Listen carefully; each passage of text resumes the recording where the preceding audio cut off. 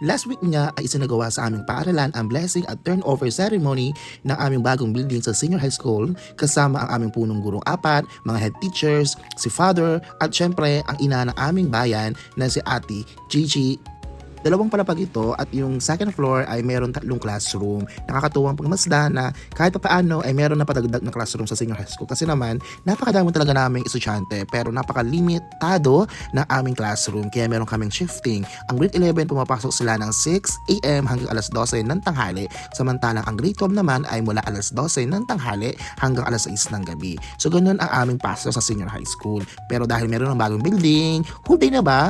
Hindi pa. Magagamit din namin kasi itong room na ito doon sa mga pang-umaga namin kasi meron mga klase minsan ang grade 11 sa hapon na walang silang classroom so dito din sila papasok samantalang yung mga grade 12 dito din sila gagamit kapag meron silang klase sa umaga so nakakatuwa lang na kahit papaano ay malaking tulong ito para sa amin lalo higit sa mga mag-aaral. Napaka maaliwalas dito sa second floor. Ginanap nga pala ang blessing noong nakaraang Martes. Nilate ko na siya na i-upload kasi napakadami ko pa din mga errands na tinatapos. Pero don't you worry mga kaamats, ito na istorya Kinukwento ko na sa inyo na kaganapan ng araw na yan. Ako nga pala yung may hawak noong bouquet.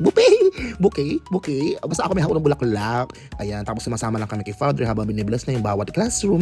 Wala pa itong mga upuan or pisara or TV kasi nga napakabago pa nito. Pero siguro sa mga susunod na araw ay makakopleto namin ang aming mga gamit. Kung napanood mo to, baka naman sumaport ka pa tumulong ka pa sa amin.